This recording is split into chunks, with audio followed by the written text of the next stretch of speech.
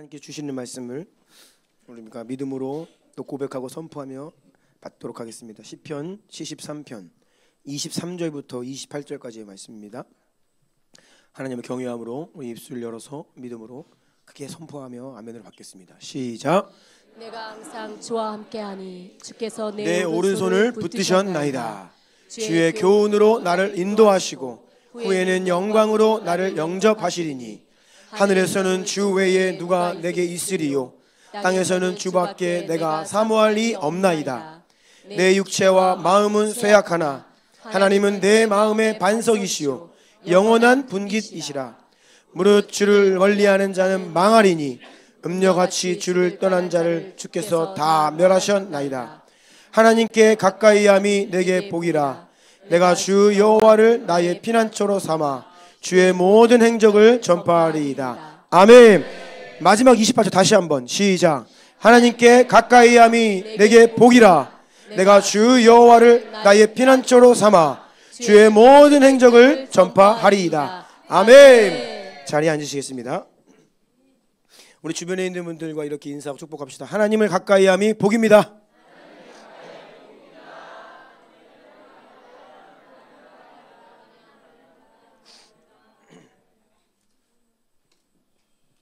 하나님을 가까이 하는 것이 가장 큰 복인 줄 믿습니다. 이 복이다라는 것은요, 하나님께서 보시기에 좋았다 했을 그 좋았다 그 뜻이에요. 이게 행복이고 기쁨이고 즐거움이에요. 하나님을 가까이 하는 것이 여러분 행복의 비결입니다. 아멘. 네. 오늘 우리 핵심가 시들 13번째 시간인데요. 제목을 같이 읽어볼까요? 시작. 우상이란 우상을 제거하는 방법은. 네, 오늘은 좀 제목이 왜 이러냐? 어제 이제 제목을 정했는데 제목이 너무 긴 거예요.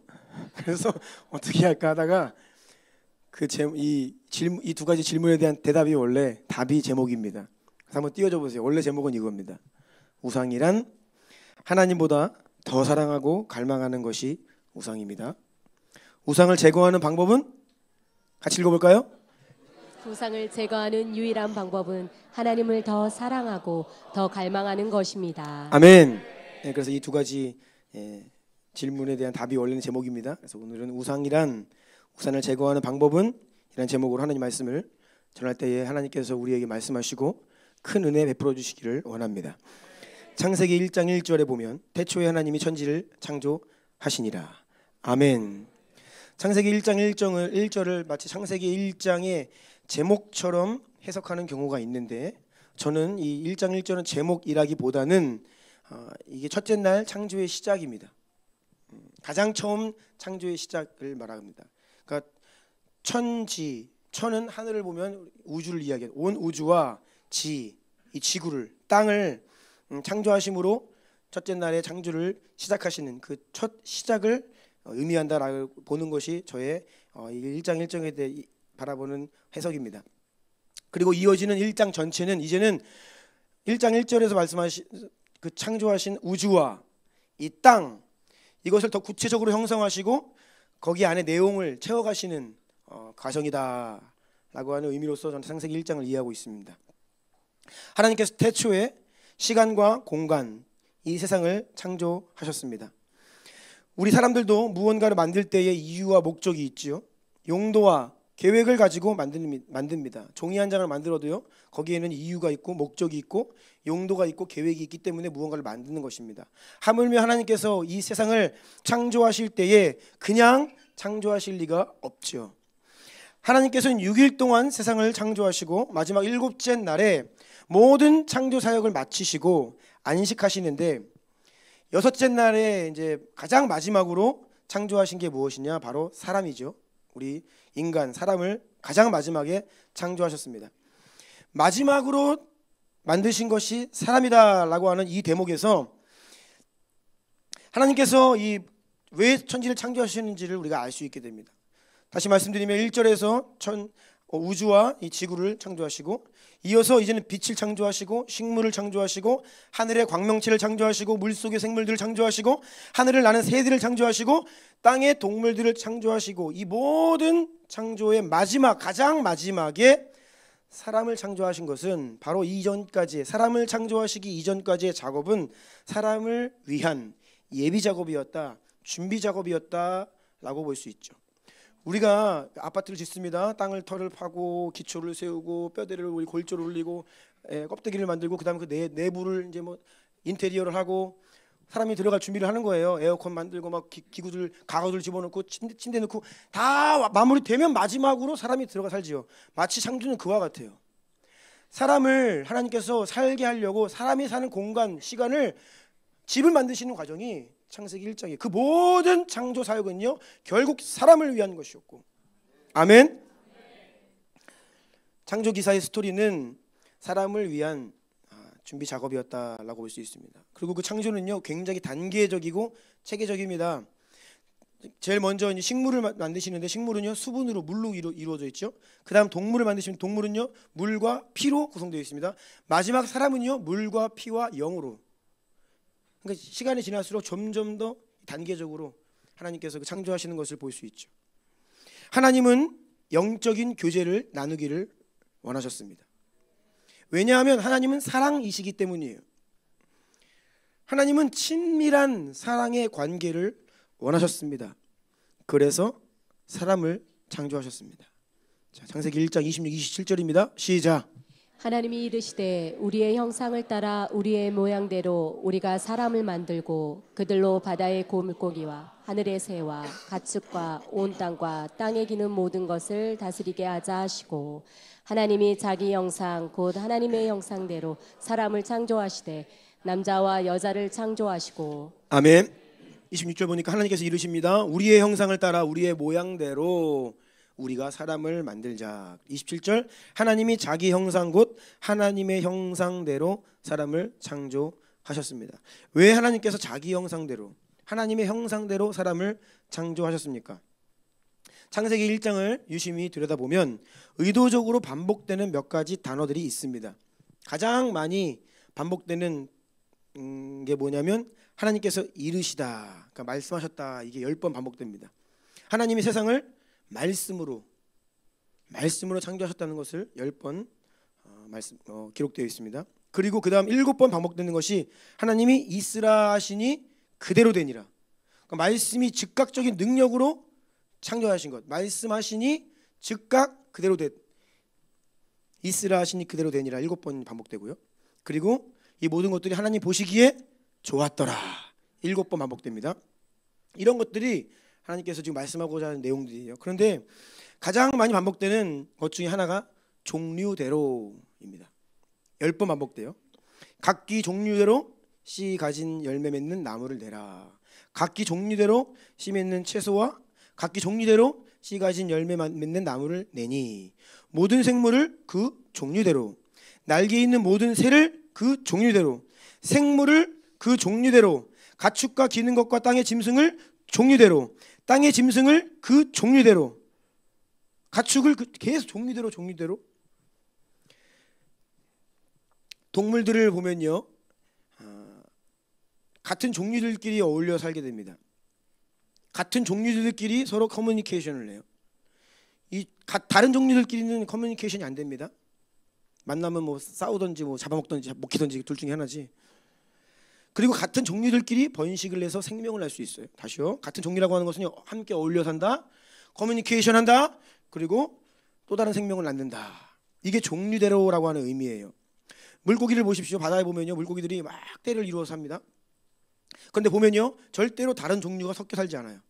물론 뭐 마주칠 수는 있어요, 지나가다가. 그런데 이렇게 막 떼를 지어서 막 그 물고기들이 다니는 거 보면 같은 종류가 있어요. 이렇게. 지난 주 중에 그 소식을 보니까 우리나라 동해안에서 수온이 올라가가지고 참치떼가, 보셨어요 그 기사요? 막 한 마리가 100kg 이상 하는 참치떼가 막 수백 톤이 잡혀가지고 그걸 다 전량 폐기했다는. 아깝더라고요. 가서 한 마리만 좀 주시지. 그걸 그냥 어떻게 좀 이렇게 해가지고 그냥 그 맛있는 거를. 왜냐하면 전 세계적으로 이 참치가 이제 멸종된다는 위기 때문에 나라마다 할당량이 있어요. 잡을 수 있는 게. 우리나라에 할당된 양이 있는데 본래 우리나라는 참치가 많이 나는 나라가 아닙니다. 그러니까 할당량이 얼마 없어요. 근데 뭐 그게 초과되어 잡히니까 그걸 팔 수가 없어. 그냥 법적으로 폐기시켜야 돼.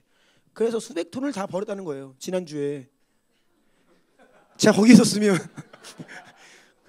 그거 버리는 거 거기 옆에서 그냥 어떻게 좀 너무 아쉽더라고요.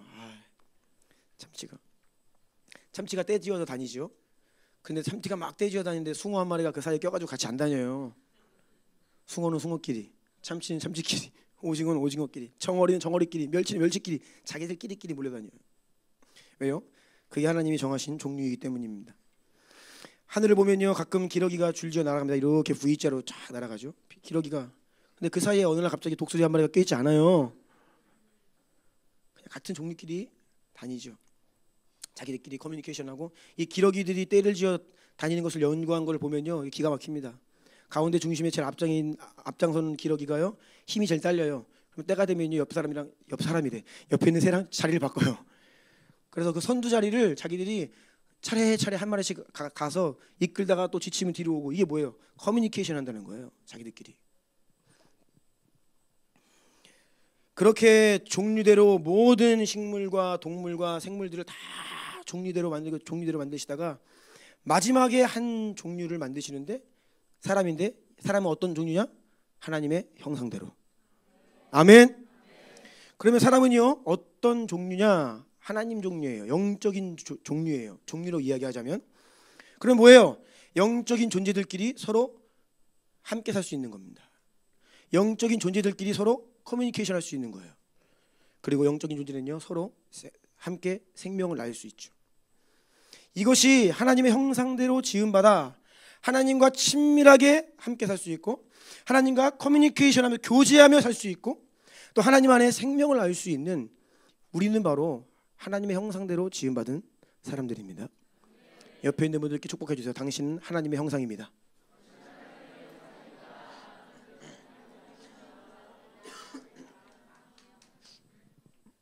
그렇게 하나님께서 이 세상을 다 창조하신 이후에 창세기 1장 31절에 보면 같이 읽어봅시다. 시작. 하나님이 지으신 그 모든 것을 보시니 보시기에 심히 좋았더라.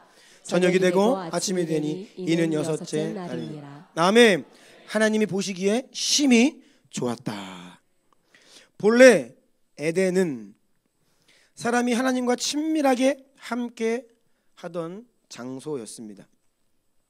창세기 3장 8절 보면요. 그들이 그날 바람 불 때에 동산에 거니시는 여호와 하나님의 소리를 듣고 아담과 그의 아내가 여호와 하나님의 낯을 피하여 동산 나무 사이에 숨은지라. 자, 여기 보면요. 그들이 그날 바람이 불 때 이렇게 기록되어 있어요. 자, 그날 바람이 불 때 이 말을 직역하면 하루 중에 바람이 부는 때에 이게 정확한 의미예요. 하루 중 바람이 부는 시간에 이게 의미입니다. 따라서 이 표현은 고대 히브리어에서는요. 하루의 시간 중에서 서늘해지는 시간, 시원해지는 시간, 즉 저녁에 해질 무렵을 의미하는 말이에요. 그날 바람이 불 때 이 말은요. 영어 성경을 보면요. 그래서 이것을 어떻게 번역하냐면 저녁 바람이 불 때 In the cool of the day. 선선해 해가지고 선선한 바람이 부는 그때 이렇게 기록이 되어 있어요. 이때 동산에 거니시는 여호와 하나님의 소리를 들었다라고 되어 있죠.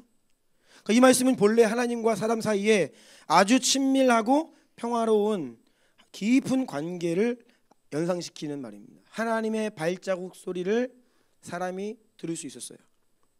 하나님께서 지금 나에게 오시는구나. 주님이 나를 찾아오시네.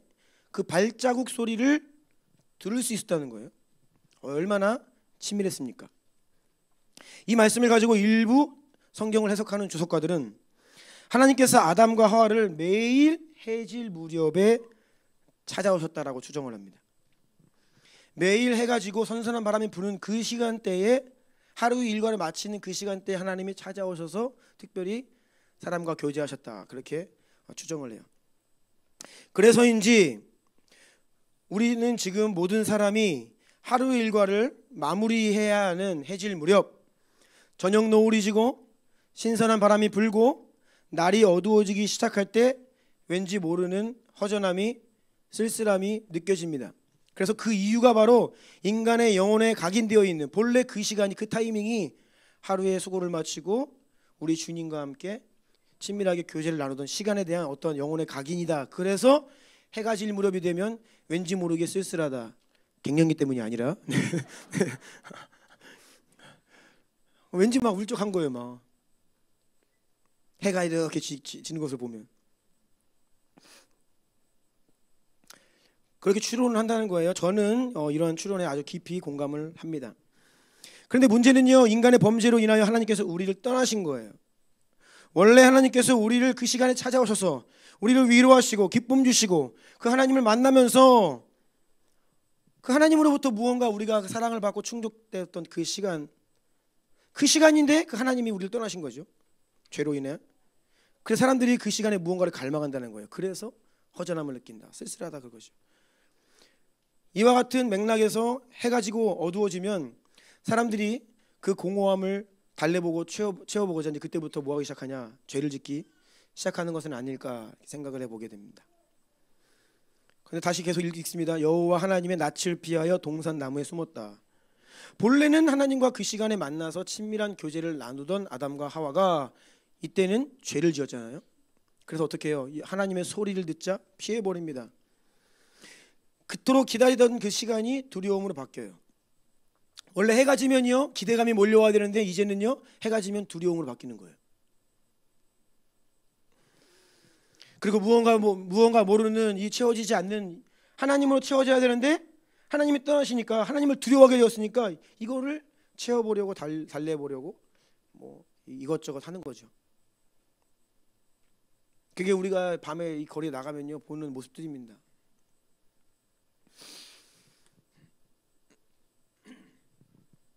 그래서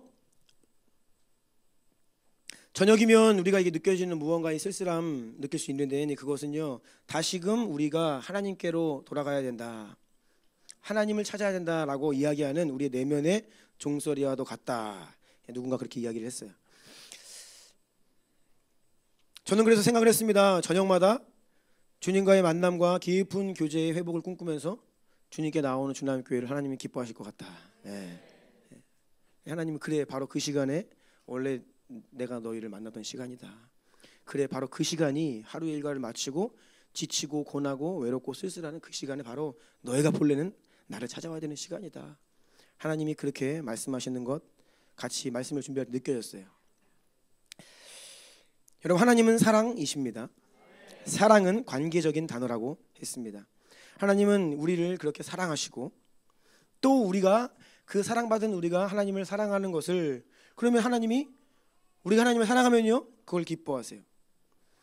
그 친밀한 관계 서로 사랑하고 우리에게 사랑 주시고 그 사랑을 다시 받는 그 하나님의 그 기쁨을 위해 인간을 창조하셨다. 이것이 사람을 창조하신 이유와 목적이라는 것이죠. 그래서 사람의 제일 드는 목적이 뭐라고요? 하나님을 영화롭게 하고 그분을 영원토록 즐거워하는 것, 마음을 다하여 하나님을 사랑하는 것, 이것이 하나님께서 우리를 지으신 목적입니다. 때문에 모든 사람 안에는 이 하나님 사랑에 대한 목마름과 갈망이 있다는 거예요. 그런데 문제는 죄로 인하여 우리의 눈이 어두워지고 마음이 어두워진 거예요. 무언가 갈망이 있고 채워져야 되는데 그게 뭔지 몰라요. 무엇으로 이것을 달래야 될지, 무엇으로 내 마음을 위로해야 될지를 모르는 겁니다. 그래서 하나님이 아닌 다른 것을 찾아 헤매는 거예요. 노력을 해보지요. 이것을 가지면 될까? 이 사람 만나면 될까? 거길 가보면 될까? 잠깐뿐이죠.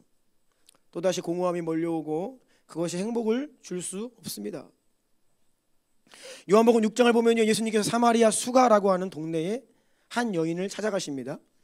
예수님은 우물 곁에 앉아 물을 기르기 위해 그곳을 찾아온 그 여인을 만나시는데요. 자, 요한복음 4장 13절부터 18절 함께 읽겠습니다. 시작. 예수께서 대답하여 이르시되 이 물을 마시는 자마다 다시 목마르려니와 내가 주는 물을 마시는 자는 영원히 목마르지 아니하리니 내가 주는 물은 그 속에 영생하도록 솟아나는 샘물이 되리라. 여자가 이르되 주여 그런 물을 내게 주사 목마르지도 않고 또 여기 물 기르러 오지도 않게 하옵소서. 이르시되 가서 내 남편을 불러오라.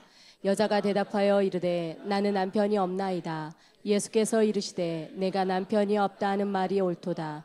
너에게 남편 5이 있었고 지금 있는 자도 내 남편이 아니니 내 말이 참되도다. 아멘. 자, 물을 기르러 온 여인에게 예수님께서 이렇게 말씀하세요. 내가 주는 물을 마시는 자는 영원히 목마르지 아니하리니 내가 주는 물은 그 속에서 영생하도록 솟아나는 샘물이 되리라. 아멘.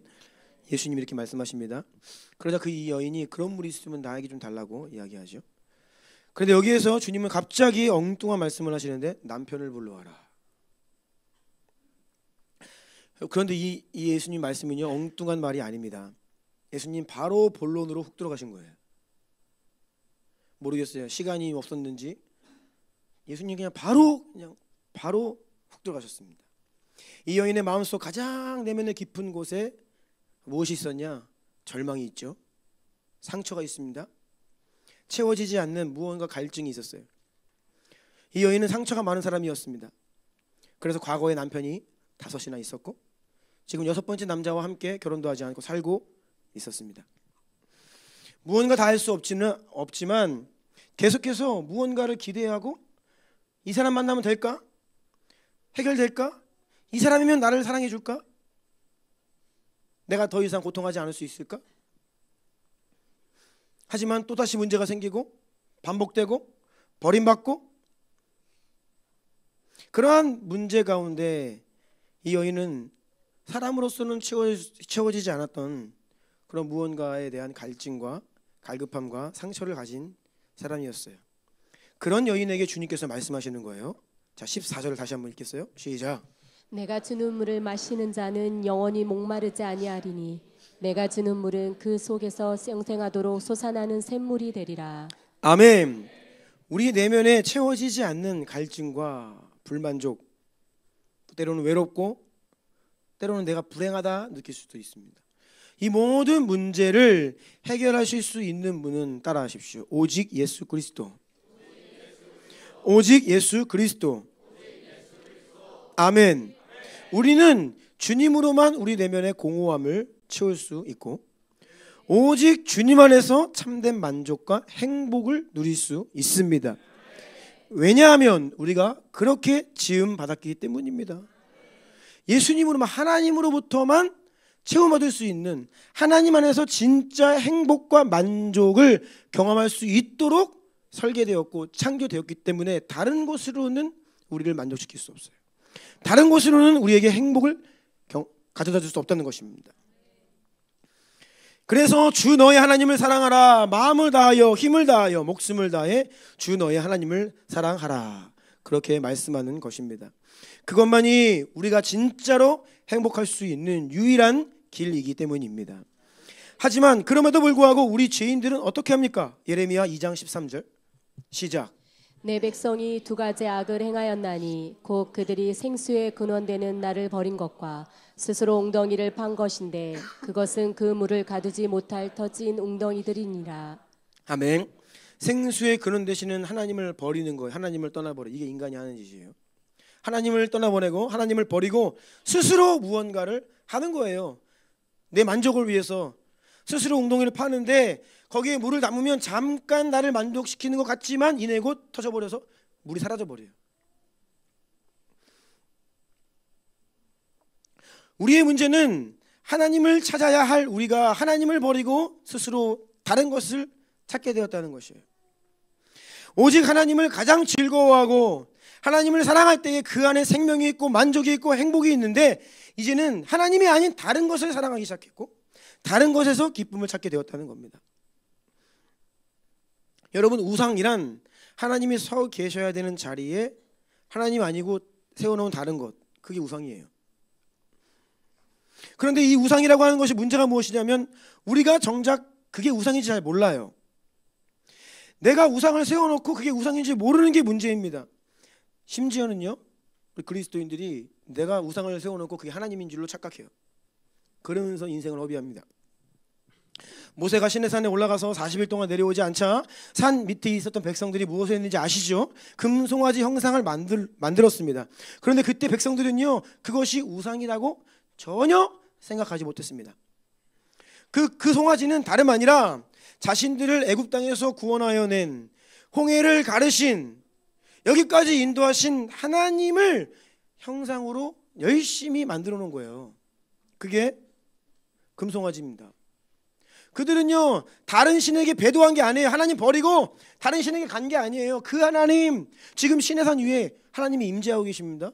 구름과 천둥과 지금 눈에 보이는 그 시내산 위에서는 지금 뭔가 엄청난 일이 일어나고 있어요. 근데 그 하나님이라고 지금 섬기는 거예요. 당시 이집트에 제가 이제 좀 조사를 해보니까 송아지 신들이 있었어요. 여러 소 형상을 가진 신들이 있습니다. 대표적으로는 세 신이 있었는데 아피스라고 하는 황소 형상의 신입니다. 풍요와 힘을 상징해요. 그래서 이집트 사람들은 힘 그러면 황소 딱 떠올립니다.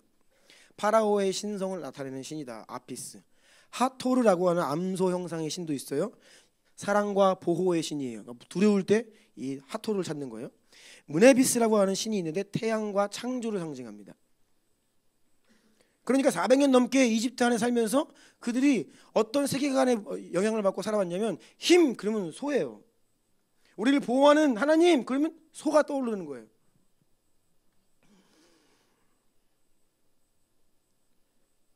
이와 같은 이유로 이스라엘 백성들은 하나님을 버리고 금송아지한테 간 게 아닙니다. 그들 입장에서는 우리가 지금 믿고 있는 하나님을 잘 섬겨보려고 금송아지를 만들었어요. 자, 출애굽기 32장 4절로 6절 시작. 아론이 그들의 손에서 금고리를 받아 부어서 조각칼로 새겨 송아지 형상을 만드니 그들이 말하되 이스라엘아 이는 너희를 애굽 땅에서 인도하여 낸 너희의 신이로다 하는지라. 아론이 보고 그 앞에 제단을 쌓고 이에 아론이 공포하여 이르되 내일은 여호와 아래 저일이니 하니라. 이튿날에 그들이 일찍이 일어나 번제를 드리며 화목제를 드리고 백성이 앉아서 먹고 마시며 일어나서 뛰놀더라. 아멘. 4절 보니까 너희를 애굽 땅에서 인도하여 낸 너희의 신이다. 하나님이다. 하나님이라고 생각을 했어요. 그 다음 절 5절 내일은 여호와의 절일이다. 내일은 여호와의 축제날이다. 우리가 함께 여호와 앞에서 축제를 벌이자. 하나님 앞에서 예배하는 거예요. 6절 번제를 드리고 화목제를 드리고 누구에게? 하나님께. 백성이 앉아서 먹고 마시면서 일어나서 뛰놀더라. 누구 앞에서? 하나님 앞에서. 힘을 다해서 하나님을 예배한 거예요. 그리고 그 금송아지는요, 그 금이 어디서 나왔어요? 백성들이 자기 귀걸이를 빼가지고 바친 거예요. 헌금한 거, 헌금. 내 걸 포기해서 하나님께 드린 거라고요. 전혀 이게 우상이라는 생각을 하지 않았어요. 하나님이 기뻐 받으시고, 야, 우리가 진짜 힘을 다해 하나님을 예배하자, 헌신하자, 금 내놓으세요, 금 가지고 오세요라고 해서 만든 거예요.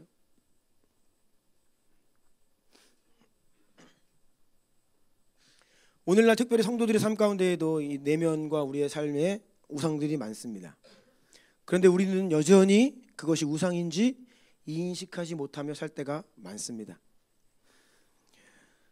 우상이 우리의 생각과 가치관 속에서 전혀 나쁘다고 인식하지 못할 수도 있다는 거예요. 왜냐하면 여러분 오늘날의 현대 그리스도인들에게 우상은 어떤 나쁜 게 아니에요. 어떤 죄, 어떤 더러운 것, 뭐 그런 것도 될 수 있지만 대부분 그게 아닙니다.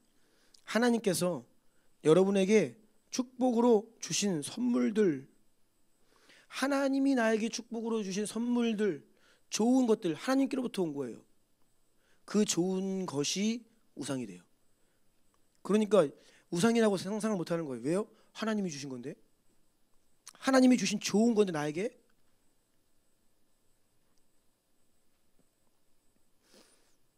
우리가 생각하는 우상과는 거리가 멀지요. 우리는 저기 절간에 가면 어떤 그런 세워져 있는 불상이나 어떤 막 흉측한 이방 신상들 있잖아요. 막 그런 것들, 그런 거나 우상이라고 생각하지, 하나님이 우리에게 나에게 주신 좋은 게 어떻게 우상이 될 수 있어? 생각하기 어렵다는 것이죠. 그래서 오늘은요, 현대 그리스도인들의, 저와 여러분 우리에게 우상이 될 수 있는 것들, 하나님을 사랑하는 이 가장 본질 중에 본질, 그 하나님과 친밀함을 겸허하게 들어와서 하나님을 대신 차지하고 있는 그 우상들이 있다는 거예요. 그것에 대해서 말씀을 나눠보기를 원합니다. 팀 켈러는 우상에 대해서 다음과 같이 정의를 합니다. 자, 우상은 단지 나쁜 것이 아니라 좋은 것을 궁극적인 것으로 만든 것이다. 조금 말이 어려운데 이게 무슨 말이? 좋은 거예요. 좋은 건데 그것을 단지 하나님께 영광을 올려드리는 수단이 아니라 궁극적인 목적으로 삼는 거. 그러니까 이게 애매하죠. 하나님이 주신 좋은 거예요. 근데 그게 하나님께 영광이 되고 하나님이 나에게 누리어 주신 건데 그냥 그 수준을 넘어서 궁극적인 목표가 될 때, 목적이 될 때 그게 우상이다. 그러니까 하나님보다 더 의지하고 사랑하게 되는 순간 우상이 되는 거예요. 하나님이 주신 좋은 게 하나님보다 더 좋아지면 그게 우상이 되는 거예요. 그게 하나님보다 더 중요해지면 우상이 되는 거예요. 그 순간 좋은 것이었는데 우상이 되는 거예요. 한 끗 차이죠. 우리가 마음속으로 하나님보다 더 의지하는 것, 힘들 때 하나님보다 더 찾게 되는 것, 하나님보다 실제적으로 더 신뢰하는 것, 지금 여러분 내면에 나 지금 이것만 있으면 행복해질 것 같다 라고 하는 바로 그것, 그것이 바로 우상입니다. 하지만 그것이 여러분을 행복하게 할 수 없죠. 오히려 여러분을 실망시킵니다. 그래서 다른 말로 오늘 여러분이 무엇 때문에 실망하고 있다면 그게 우상일 수 있어요. 존 파이퍼 목사님은 특별히 세 가지, 돈, 성, 권력, 이 세 가지에 대해서 이야기를 하는데 뭐라고 말하냐면 이 세 가지는 하나님께서 주신 선물이면서 동시에 아주 위험한 거다 이렇게 얘기해요. 돈과 성과 권력, 하나님이 우리에게 주시는 선물이지만 아주 위험하다. 하나님께서 인간에게 주신 가장 위험한 세 가지 선물이다 이렇게 이야기를 해요. 여러분 계속 말씀드립니다. 우상은요 그냥 나쁜 게 아니에요. 아주 좋은 게 우상이 됩니다. 그래서 본래 오늘 그 현대인들에게 있어서 우상이 될 수 있는 것들 제가 한번 쭉 이 사람 어떻게 얘기했나 저 사람 어떻게 했나 비교를 해서 13가지 리스트를 뽑았어요. 그래서 본래는 이걸 지난주에 하려고 그러다가 오늘로 미뤘어요. 근데 하려고 보니까 13개는커녕 몇 개만 하겠습니다. 한 2개에서 3개 정도 하고 다음 주에 이어갈 것 같아요. 자, 첫 번째 일입니다. 일. 직업. 여러분 땀 흘려 일할 수 있는 것이 은혜인 것을 아십니까? 내가 일할 수 있는 게 은혜예요. 잘 모르시겠으면 한 달만 놀아보세요. 네, 그럼 그게 얼마나 힘든 일인지 압니다. 일을 하고 싶은데 나를 불러주는 데가 없고 그러면 정말 힘들어요. 그러면 정말로 일할 수 있다는 것이 은혜라는 것을 알죠. 직업과 직장이 하나님이 주신 축복이라는 것을 믿으시기를 바랍니다. 자, 창세기 2장 15절 보면 시작. 여호와 하나님이 그 사람을 이끌어 에덴 동산에 두어 그것을 경작하며 지키게 하시고. 자, 여기에서 에덴 동산에서 죄를 범하기 이전입니다. 하나님께서 사람을 에덴 동산에 두어서 그것을 경작하게 하셨다라고 했어요. 그래서 경작하다, 아바드라고 하는 단어인데요. 이것은 일하다, 섬기다, 예배하다 이런 의미를 가진 단어가 경작하다, 아바드예요. 본래 에덴에서는요, 거기에서부터 일했어요. 거기에서부터 노동했습니다. 그것이 하나님을 섬기는 것이었고 그것이 예배하는 것이었습니다. 그러니 여러분 땀 흘려 일하는 것은 본래 하나님께서 최초 우리를 처음 창조하실 때로부터 명하신 일이에요. 하지만 그때에는 지금처럼 일이 고되거나 고통스럽지는 않았겠죠. 하나님께서 맡겨주신 사명이었고 기쁨이었고 즐거움이었습니다. 그것이 본래 일이에요. 일. 수도원 운동의 아버지라고 할 수 있는 성 베네딕트는 다음과 같이 이야기했습니다. 노동이 기도요, 기도가 노동이다. 예수원에 가면 이게 딱 기록되어 있습니다. 노동이 기도요, 기도가 노동이다. 이게 무슨 말이냐면 기도와 노동, 예배와 일, 이 두 가지를 구분하지 말라는 거예요. 어느 한쪽으로 치우치는 것을 경계하는 거예요. 땀 흘려 노동하듯이 힘써 기도하고 예배해라. 땀 흘려 노동하듯이 힘써 기도하고 예배해라. 또 땀을 흘려서 일하는 것이 단순히 노동이 아니라 그 자체가 하나님께 예배하고 기도하는 것이 되게 해라. 어떤 그런 의미이죠. 근데 사람들이 이게 자꾸 치우쳐요. 그래서 막 일 열심히 하면서 예배와 기도를 잊어버리고 또 어떤 사람들은 또 뭐 기도하면서 이거를 밸런스를 잃어버리는 게 항상 우리의 문제예요. 땀 흘려 일하는 것은 본래 하나님께서 저와 여러분 우리에게 주신 축복입니다.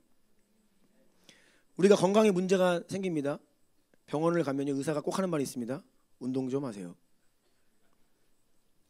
운동은요 원래 운동이 아니라 사람은요 원래 노동을 하고 땀을 흘리게 돼 있어요. 그런데 현대화되다 보니까 다 화이트 칼라가 돼가지고 이제 자리에 앉아가지고 땀을 흘리지 않고 하다 보니까 이제 문제가 생기는 거예요. 그러니까 그 일을 하지 않아, 그 땀 흘리는 노동을 하지 않기 때문에 현대인들에게 많은 질병이 찾아왔죠. 그러니까 원래는요 일을 하는 것이요, 우리는 일하도록 지음 받았다. 그것을 안 하니까 문제가 생긴다라는 것입니다. 이재현 선교사님이 미국에서 이제 킹살렘 농장을 몇 해 전에 이제 매입하셔가지고 거기서 열심히 대추 농사 막 농사지시고 그거 추수하셔가지고 선교사님도 선교원금 보내고 막 그러세요. 근데 하시는 말씀이 있어요. 젊은이들 가운데 많은 문제가 있어요. 잠 못 자는 젊은이들, 뭐 우울증 있는 젊은이들, 많은 삶의 문제, 중독, 자기 방에 들어가서 안 나오고, 뭐 일을 못 하고, 막 나이가 30살 넘어가는데 일도 안 하고 막 그냥 자기 방에 들어가가지고 그런 어두움에 거하는 것을 좋아하는 이런 청년들.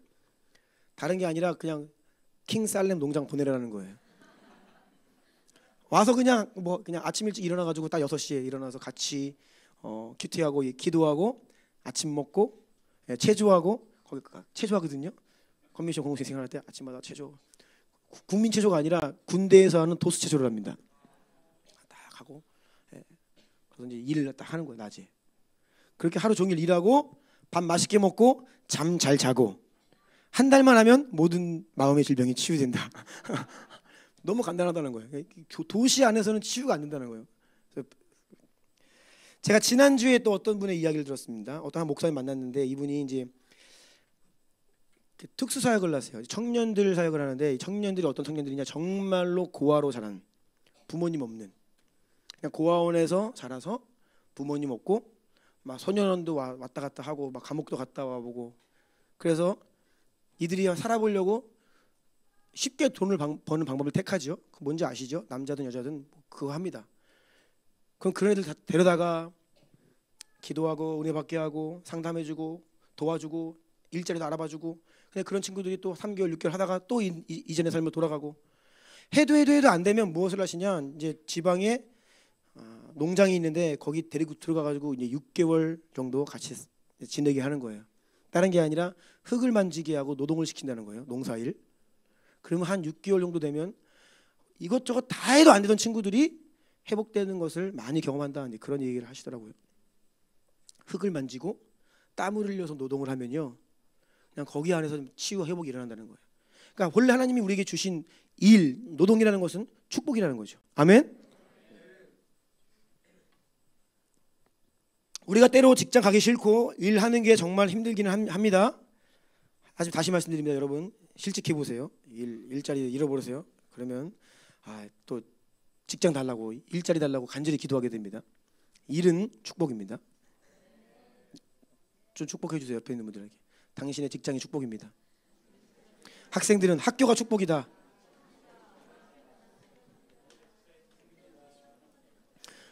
우리 학생들 학교에서 공부하는 것도 힘들죠. 근데 방학 때 어때요? 학교 다시 가고 싶죠? 아니야? 지금은 학기 중이라 그래. 방학 때 되면 또 가고 싶다 그래.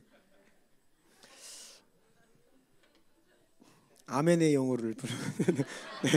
네.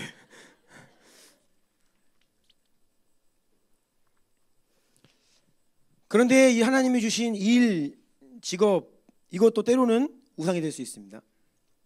일 중독에 빠지거나 일을 너무나 과도하게 정신없이 하면서 분주함 속에서 마음을 빼앗기는 거예요.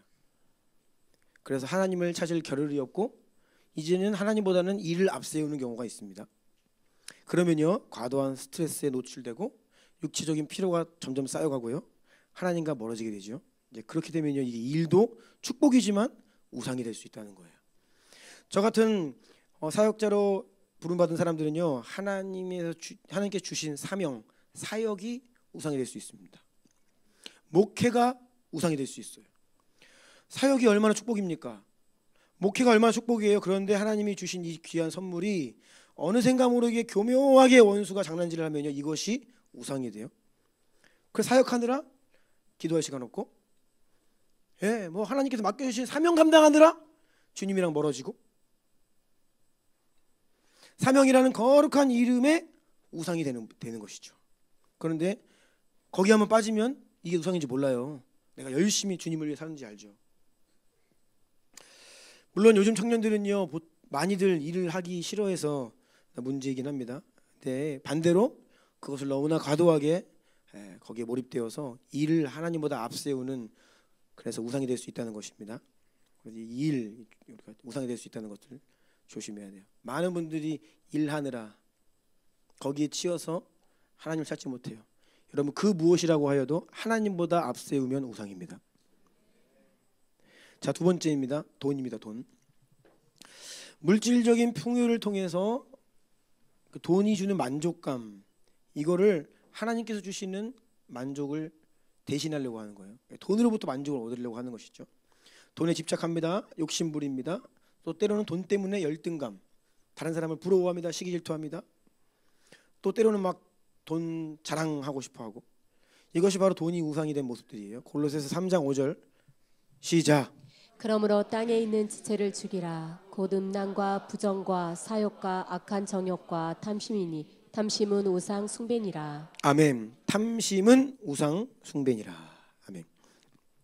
19세기에 스코틀랜드의 이 조지 맥도날드라고 하는 목사님이 이렇게 말씀하셨어요. 한번 띄워주시겠어요? 같이 읽어볼까요? 시작. 물질의 지배 아래 있는 것은 부자만이 아닙니다. 돈이 없는 사람들 역시 돈이 없는 것 때문에 불행한 사람들, 돈의 노예들입니다. 이게 바로 돈이 우상이 된 사람들의 모습이죠. 여러분, 돈은 악한 것이 아니죠. 돈은 악한 게 아닙니다. 그런데 매우 위험한 겁니다. 그래서 돈을 다루는 일은 마치 전선을 다루는 일과 같다, 그렇게 이야기하더라고요. 전선을 보면요, 우리 삶에 꼭 필요한 너무나 중요한 전기 없이는 못 살잖아요. 전기 끊기면요, 우리 난리 납니다. 살 수가 없어요. 전선은 너무나 요긴한데 그 전선 잘못 건드리면 죽습니다. 잘못 다루다가는 사고가 나요. 너무 중요하지만 우리가 죽을 수 있다는 것이, 그렇게 위험하다는 거예요. 자, 디모데 전서 6장 9절 10절 시작. 부하려 하는 자들은 시험과 올무와 여러 가지 해악과 곧 사람으로 파멸과 멸망에 빠지게 하는 것이라. 돈을 사랑함이 일만 악의 뿌리가 되나니 이것을 탐내는 자들은 미혹을 받아 믿음에서 떠나 많은 근심으로써 자기를 찔렀도다. 아멘. 9절 보니까 부하려 하는 자들, 더 가지고 싶어 하는 자들, 돈을 더 벌고 싶어 하는 겁니다. 시험과 올무와 여러 가지 어리석고 해로운 욕심에 떨어지나니 곧 사람으로 파멸과 멸망에 빠지게 하는 것이다. 오늘날의 세대가 그렇습니다. 수많은 사람들이 이 말씀처럼 돈을 따라가다가 파멸과 멸망의 길로 가고 있죠. 10절 돈을 사랑함이 모든 악의 뿌리다. 이것을 탐내는 자들이 미혹된다. 그래서 믿음을 떠나 자기를 찌른다. 너무 무서운 말이죠. 여러분, 생각보다 성경 말씀은요, 돈에 대해서 많이 말씀하십니다. 그런데 저는요, 개인적으로 이 많은 성도들이 돈에 대한 하나님 말씀을 믿지 않는다라고 생각을 해요. 돈에 대해서 하나님이 매우 준엄한 경고의 말씀들을 여러 차례 하시는데 그것을 하나님의 말씀을 듣지 않아요. 그냥 흘려들어. 자, 마태복음 19장 23, 24절 시작. 예수께서 제자들에게 이르시되 내가 진실로 저희에게 이르노니 부자는 천국에 들어가기가 어려우니라. 다시 너희에게 말하노니 낙타가 바늘기로 들어가는 것이 부자가 하나님의 나라에 들어가는 것보다 쉬우니라 하시니. 아멘. 정말 아멘이십니까? 자, 23절 다시 보시면 진실로 너희에게 이르노니, 뭐라고요? 부자는 뭐라고요? 부자는 천국에 들어가기가 쉽다, 어렵다? 어렵다. 그런데 부자 되기 원하냐고 물으면 많이 부자 되고 싶다라고 이야기해요. 이 말씀 안 믿는 거죠? 네, 안 믿어요. 그냥 그냥 비유적인 말, 그냥 좀 조심하라는 말. 아닙니다. 여러분, 부자는요, 천국에 들어가기 어렵습니다. 따라서 우리는요, 부자 되기가 두렵다고, 아니요, 저는 부자 되고 싶지 않습니다 라고 말하는 것이 성경을 믿는 자의 마땅한 대답입니다. 어색하시죠? 근데 이게 성경을 믿는 사람의 당연한 답이에요. 부자 되고 싶으세요? 아니요. 왜요? 성경이요, 부자 되면 천국 못 간대요. 이게 원래 자연스러운 답이어야 돼요. 근데 죄송하지만 저는 한 번도 이런 성도를 만나본 적이 없습니다. 물론 말로는 그렇게 티를 잘 안 내죠. 뭐 너무 또 부자 되고 싶다고 하면요, 너무 탐욕스러워 보일 수 있으니까. 아닌 척하지만 내심 원하죠.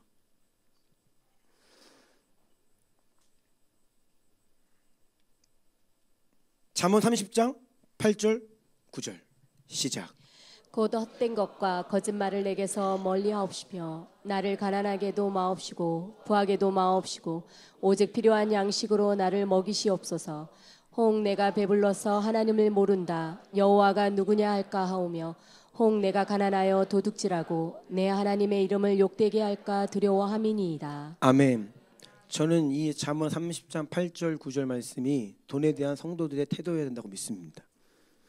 나를 가난하게도 마옵시고 부하게도 마옵소서. 저는 그렇게 기도해요. 하나님, 저를 가난하게도 마옵시고 부하게도 마옵소서. 제가 가난하여서 인색해지고 하나님의 영광을 가리울까 두렵고, 제가 돈이 많아져서 하나님을 멀리하고 타락할까 두렵습니다. 저를 가난하게도 마시고 부하게도 마옵소서. 정말입니다, 여러분. 부자 되는 것을 꿈꾸지 마십시오. 근데 문제는 이제 대부분 사람들이 나는 지금 가난해.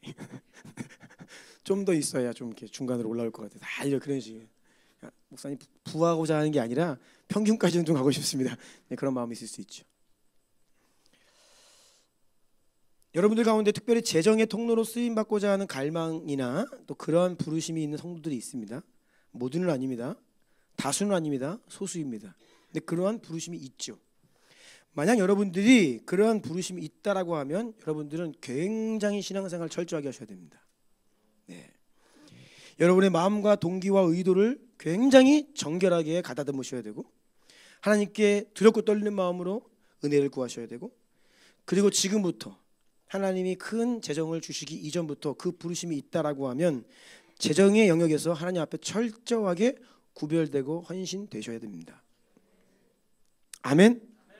만약 여러분이 나는 재정의 부르심이 있다라고 생각하시는 분들은요, 굉장히 철저하게 신앙생활 하셔야 됩니다. 지금부터 재정에 있어서 철저하게 하나님 앞에 타협하지 말고 드릴 것들을 확실히 드리고 인색함 없이 아낌없이 드릴 수 있는 준비가 되어 있어야 됩니다. 그렇지 않으면 혹여 하나님께서 여러분에게 재정을 주실 때에 그 복 때문에 망하게 되는 케이스를 많이 봤거든요. 저는 솔직한 말씀으로 깨끗한 부자를 별로 본 적이 없습니다. 청부, 정말 하나님을 경외하는 진짜 깨끗한 부자 거의 본 적이 없습니다. 그만큼 돈은 굉장히 위험한 겁니다. 디모데전서 6장 6절부터 8절 시작. 그러나 자족하는 마음이 있으면 경건은 큰 이익이 되느니라. 우리가 세상에 아무것도 가지고 온 것이 없음에 또한 아무것도 가지고 가지 못하리니 우리가 먹을 것과 입을 것이 있은즉 족한 줄로 알 것이니라. 아멘. 6절. 자족하는 마음이 있으면 경건은 큰 이익이 되느니라. 여러분 안에 자족하는 마음이 있습니까? 8절. 여러분 안에 먹을 것과 입을 것이 있은 줄 족한 줄로 여기는 믿음이 있습니까? 우리가 살다 보면요, 재정이 필요할 때가 있습니다. 네, 필요하면 하나님께 구하는 거죠. 하나님, 필요한데 재정이 없습니다. 부족합니다. 주님 채워주십시오. 기도하는 거죠. 하나님이 주시면 감사합니다. 합당하게 사용하는 거죠. 그렇게 사는 거예요. 그런데 우리가 이 모든 돈 걱정 없이 살고 싶다. 우리의 욕심이죠. 돈은요, 우리가 이 세상을 살아가는 동안에 내가 원하는 것을 소유할 수 있게 해주는 도구입니다.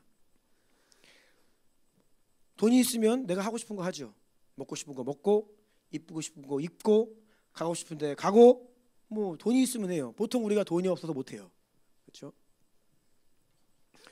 그런데 정작 내가 하고 싶은 것들을 모두 해주는 것 같은 돈이 우리가 죽음을 맞이할 때에는 아무것도 해주는 게 없습니다. 가장 도움이 필요한 순간에 그동안 하고 싶으면 다 해주는 것 같이 느껴졌던 그 돈이 가장 도움이 필요한 그때에는 여러분을 도와줄 수 없다는 거예요. 여러분이 돈으로 산 무언가가 있습니까? 좋은 게 있죠. 좋은 차가 있고 집도 있고 그런데요, 아무것도 가지고 하나님께로 갈 수가 없습니다. 다 두고 가야 돼요. 다 두고 가야 됩니다. 아무것도 가지고 갈 수 없습니다. 그러니까요, 나를 만족시키는 것 같지만 결국 나를 실망시키는 게 돈입니다. 전도서 5장 10절 시작.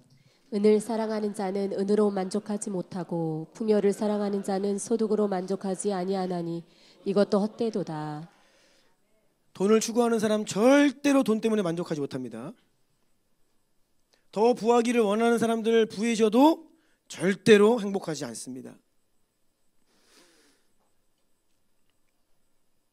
우리는요, 돈을 통해 행복을 얻을 수 있는 존재가 아닙니다. 하나님이 사람을 그렇게 지으지 않으셨어요.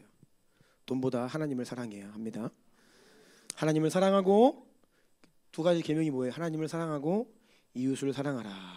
아멘. 그러면 돈을 통해서 하나님이 우리에게 어떻게 만족해 주십니까?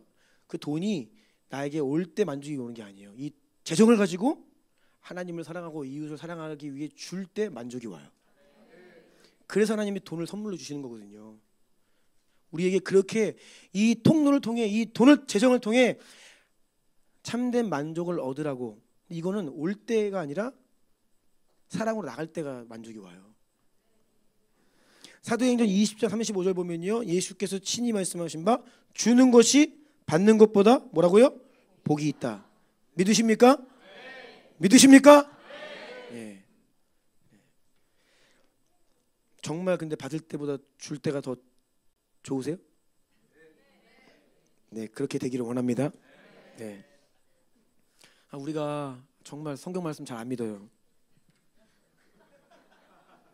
다 아멘 했어요. 근데 돌아가서 주는 게 좋으면 주겠지요. 줄 때에는 뭐 이렇게 계산기가 돌아가고 힘들어요. 주머니에서 뭐 하나 나오려고 하면 힘들어요. 근데 받으면 좋죠. 갑자기 생기면 좋죠. 종교인 과세 이제 하면서 저도 이제 세금 내야 되는 자입니다. 근데 이제 보통 저는 이제 자녀가 많고 종교인 그 기준이 있는데 저는 세금을 내라는 말을 안 하더라고요. 다 이렇게 구세청 들어가가지고 다 이렇게 입력하려면요, 다 이게 구간에 다 면제가 그 자녀들 때문에 다 이게 그래서 세금을 내란 말을 안 해. 근데 작년부터인가 언제부터인가 1년에 한 번씩 저에게 세금을 환급해 줍니다. 제가 뭐 자주는 아니지만 가끔 우리 그 PSP 그 강의를 가면요, 요즘에 큰 교회들은요 사례비를 직접 안 주고 이게 다 국세청에다가 세금 신고해서 세금 떼고 줘요. 원천 징수를 하고 줍니다. 그럼 뭐 그거 뭐 얼마 안 주세요? 뭐 한 20만 원 주시나? 그럼 그것도 세금 때문에 10몇만 원 주세요. 근데 그게 이제 국세청에 신고가 돼 있고 거기서 뭐 만 원, 뭐 2만 원 세금이 나간 거죠. 근데 그게 제 통장으로 들어올 때가 있어요. 한 만 원? 만 얼마? 그거 들어오면 좋더라고요. 네. 어느 날 생각지도 못했는데 뭐가 딱 들어. 이게 뭐야? 보니까 뭐 만 얼마가 찍혀있어. 뭐지? 보더니 뭐 부평 세무서 이렇게 찍혀있어요. 그래서 그 아무것도 아닌데도요 그냥 오니까 좋더라고요. 사실은 우리는요 주는 거 좋다고 하지만 받을 때 본능적으로 또 좋죠. 그런데 이 하나님 말씀을 믿음으로 받아서 받는 것보다 주는 게 복이 있다라고 하실 말씀을 믿고, 아멘. 하나님을 사랑하고 이웃을 사랑하는 데에 우리가 믿음으로 순종하는 것이에요. 에이, 그래도 돈이 많으면 좀 없는 것보다는 행복하지 않겠어요? 그럴까요? 시편 37편 16절 시작. 의인의 적은 소유가 악인의 풍요함보다 맞도다. 아멘이 안 나오죠? 아멘. 네, 잠언 15장 16, 17절 시작. 가산이 적어도 여호와를 경외하는 것이 크게 부하고 번뇌하는 것보다 나으니라. 채소를 먹으며 서로 사랑하는 것이 살찐 소를 먹으며 서로 미워하는 것보다 나으니라. 아멘. 사람들이 왜 싸우는지 아세요? 돈 있으면 싸워요. 자녀들이요, 부모님이 부자인 자녀들이 싸워요. 대부분 그래요. 부모님이 뭐 물려준 게 없다? 안 싸워요. 근데 물려줄 게 많다? 많을수록 싸웁니다. 와, 저는 그렇게 많은데 그걸 더 가지려 그래? 자녀들이 다 부자야. 아니 그거 조금 뭐 양보하면 안 되나? 안 해요. 가진 사람들이 더 치열합니다. 변호사 선임 해가지고 막 그거 조금이라도 손해 안 보려고요. 여러분 돈이 있으면요 거기에 미움이 있고요 분열이 있어요. 사람들이 욕심이 돈이 많은 사람이 더 욕심이 많아집니다. 저는 이렇게 가끔 이렇게 스포츠 스타들 연봉이 장난이 아니잖아요. 막 몇백억. 나는 그냥 그런 돈 받으면 평생 쓰면서 살 것 같아. 그렇죠? 돈 많은 사람이 자기가 가진 돈을 그냥 쓰면서 사는 사람이 하나도 없어요. 돈이 많을수록 그 돈을 굴려서 더 많은 돈을 만들고 있어요. 지금도. 정말이요. 우리나라에서요. 예를 들면 재산이 100억 이상이다. 그 사람들 중에 그냥 그 가진 돈 열심히 쓰면서 사는 사람 없어요. 대부분이 100% 다 그 돈을 지금 증식하고 있어요. 굴리면서. 많은 사람일수록 오히려 그 돈을 더 크게 키워갑니다. 잔고가 줄어드는 것을 용납하지 않아요. 이게 부자들의 특징입니다. 일타 강사들 이야기를 들었어요. 와, 돈 많이 벌더라고요. 정말로. 근데 일타 강사들의 고통이 뭔지 아세요? 돈을 그렇게 많이 벌었는데 쉴 수가 없대. 왜요? 지금 한 번 강의하면 몇 억씩 받으니까. 내가 지금 일 그만해도 평생 살 수 있는데도 불구하고 지금 그래도 1시간 강의하면 막 억대가 들어오는 거예요. 그러니까 그 현실 때문에 돈이 이렇게 많음에도 불구하고 일을 쉴 수가 없대요. 힘들대요. 고통스럽대요. 잠언 16장 8절 시작. 적은 소득이 공의를 겸하면 많은 소득이 불의를 겸한 것보다 나으니라. 아멘. 잠언 17장 1절 시작. 마른 떡 한 조각만 있어도 화목한 것이 제육이 집에 가득하고도 다투는 것보다 나으니라. 아멘. 잠언 28장 6절. 가난하여도 성실하게 행하는 자는 부유하면서 굽게 행하는 자보다 나으니라. 아멘. 그래서 오늘 성도들은요 우리의 마음과 생각을 하나님의 말씀으로 바꾸어야 됩니다. 그것은 바로 행복의 열쇠는 돈이 아니라는 겁니다. 아멘. 돈은 살기 위해 필요하지만 돈이 여러분에게 만족과 행복을 가져다 주지 않습니다. 오히려 돈이 여러분을 하나님과 멀어지게 할 수 있다는 거예요. 행복을 오히려 돈이 가로막게 된다는 것입니다. 누가복음 14장을 보면요 하나님께서 천국 잔치에 사람들을 초대하십니다. 천국 잔치를 열어주시고 사람들을 초대하시는데 그 초대를 받지만 가지 않겠다고 말하는 3가지 핑계가 등장합니다. 그 3가지 핑계 중에 2가지가 돈과 연관되어 있어요. 누가복음 14장 18절 19절 시작.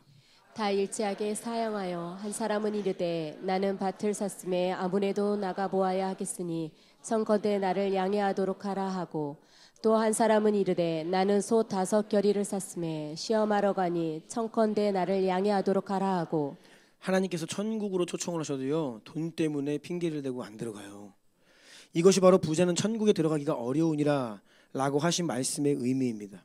마태복음 13장 22절입니다. 시작.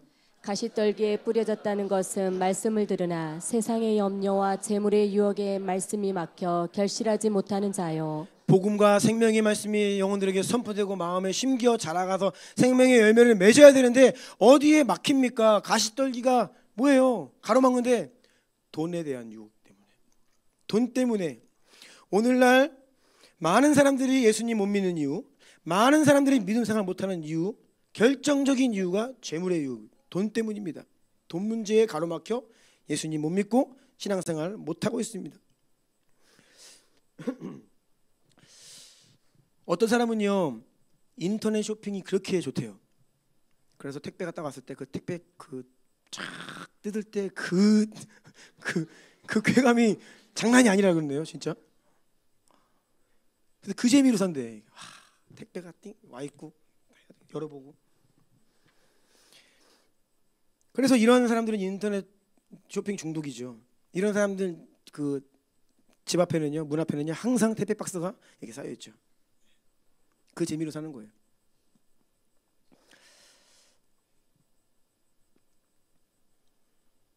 우리가 돈에 대해서 해방되려면요, 돈을 통해 오는 만족이 아니라 하나님께로부터 오는 게 더 좋다는 것을 경험해야 됩니다. 탐욕을 죽이는 방법은 다른 게 아니라 하나님의 말씀으로, 하나님 말씀의 검으로 탐욕을 제거해야 돼요. 네? 오늘 이렇게 선포하고 있는 돈은 나에게 행복을 줄 수 없구나, 부하려 하는 자들은 망하게 되는구나, 오히려 재물의 유혹이 우리의 그 생명의 열매에 맺는 것을 가로막는구나, 이런 하나님 말씀의 검을 가지고 우리 안에 있는 돈에 대한 이 탐욕, 이것들을 제거해야 우리가 비로소 탐욕을 이길 수 있다는 것입니다. 여러분, 하나님의 약속의 말씀을 붙드십시오. 약속이 무엇입니까? 하나님이 주시겠다는 거예요. 아멘? 하나님이 주시겠다고 하는 것을 약속을 붙들고 그 하나님께서 우리의 믿음을 통해 주실 그 약속을 바라보며 살아가야 돼요. 아멘? 돈이 아니라, 이 땅에 있는 무언가가 아니라. 빌립보 4장 11절로 13절입니다. 시작. 내가 궁핍함으로 말하는 것이 아니니라. 어떠한 형편에든지 나는 자족하기를 배웠노니 나는 비천에 처할 줄도 알고 풍부에 처할 줄도 알아. 모든 일 곧 배부름과 배고픔과 풍부와 궁핍에도 처할 줄 아는 일체의 비결을 배웠노라.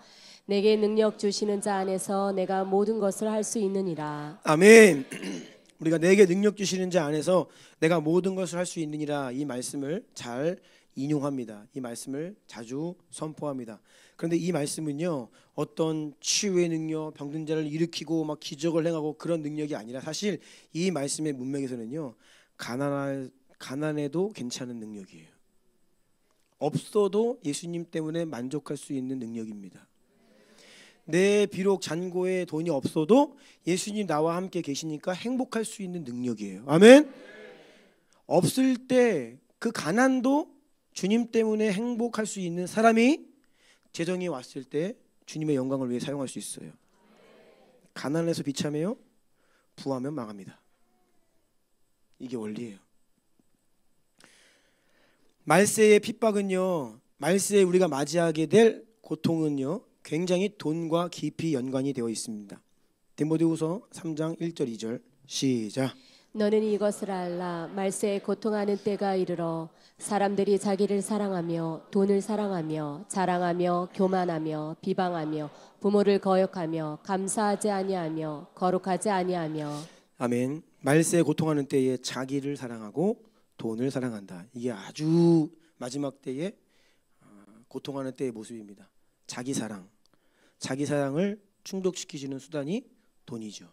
본래 돈은 하나님 사랑, 이웃 사랑을 성취하는 통로예요. 그런데 자기 사랑을 충족시키는 통로가 되는 것이 마지막 때입니다. 그래서 마지막 때에 큰 환난과 핍박과 어려움은요, 경제적인 문제와 함께 옵니다. 돈 문제에 있어서 우리가 하나님께서 말씀하신 대로 말씀의 검을 가지고 우리 안에 탐욕을 제거하고 돈을 잘 대하지 않으면요, 이것은 하나님이 주신 선물이지만 위험한 것이다. 돈에 대한 태도를 여러분 새롭게 하시기를 축복합니다. 부자 되기 원하십니까? 걸려들면 안 돼요. 아닙니다. 나를 가난하게도 마시고 부하게도 마시고. 다시요. 부자 되기 원하십니까? 어떻게 해요? 네, 굉장히 지금 어색하세요, 이 고백이. 이게 지금 별로 진심이 전혀 느껴지지가 않아. 정말이요. 별로. 네. 근데 이 말씀이 우리 진짜 고백이 되어야 됩니다. 그리고 혹시 여러분들 가운데 나는 재정의 부르심이 있습니다, 저를 찾아오세요. 네. 저를 찾아오세요. 같이 한번 내면을 들여다봅시다. 정말 재정의 통로로 쓰임받을 수 있는, 영광스럽게 하나님께 쓰임받을 수 있는지, 아니면 그 돈 때문에 망하게 될지. 왜냐하면 두려운 것이거든요. 결국은요, 돈을 아무리 많이 가져도요, 우리가 하나님 나라에 들어가지 못하면요, 그게 뭐예요? 저주지요. 말씀을 마무리하려고 합니다. 네, 다음 주에 이어서 하겠습니다. 예배팀 나와주시고요.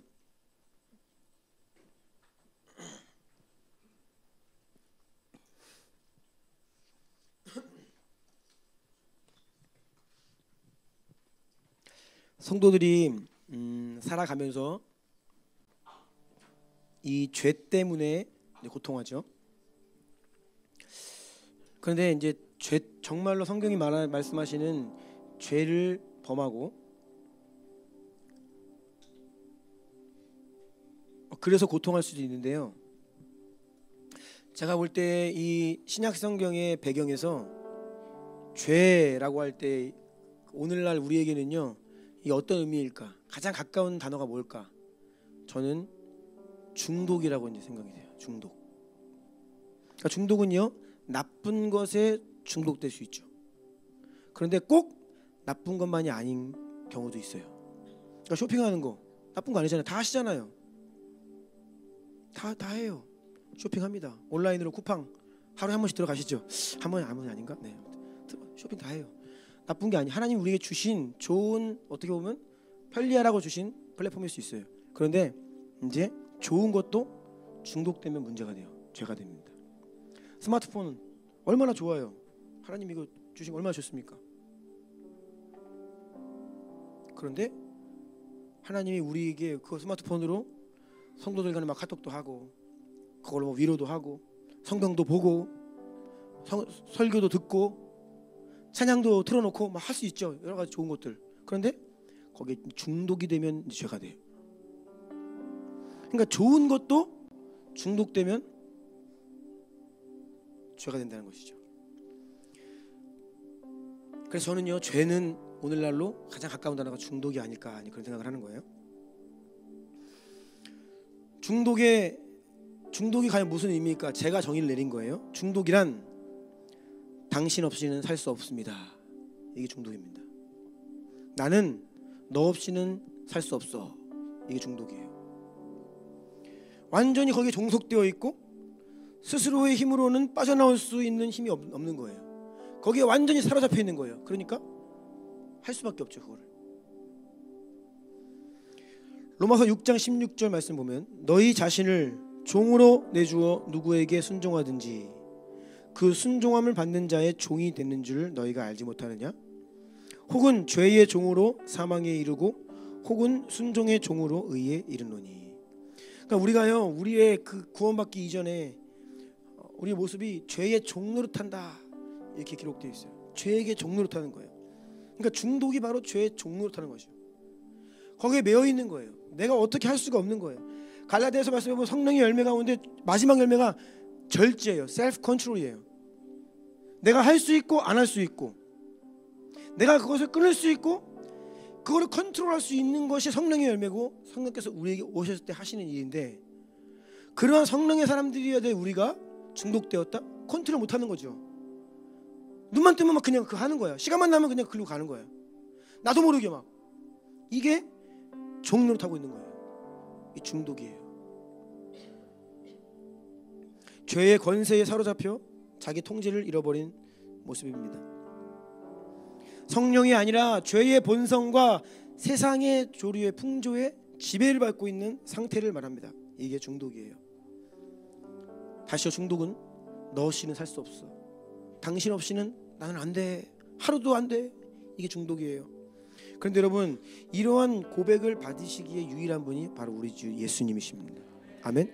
오직 주님만이 주님, 당신 없이는 안 됩니다. 나는 예수님 없이는 살 수 없습니다. 주의 이름 부르지 않고서는 내가 살 수 없습니다. 주님의 말씀을 먹지 않고서는 내가 살 수가 없습니다. 내가 주님 성령으로 호흡하지 않고서는 내가 잠시도 살 수 없습니다. 이 고백을 본래 받아야 될 분이 하나님이신데, 이 땅에 있는 다른 것을 우리가 그 고백을 하고 있다는 거예요. 때로는 좋은 거, 앞으로 나누겠지만 하나님이 주신 좋은 것도 있어요. 자녀들 축복이거든요. 때로는 자녀가 우상이 돼요.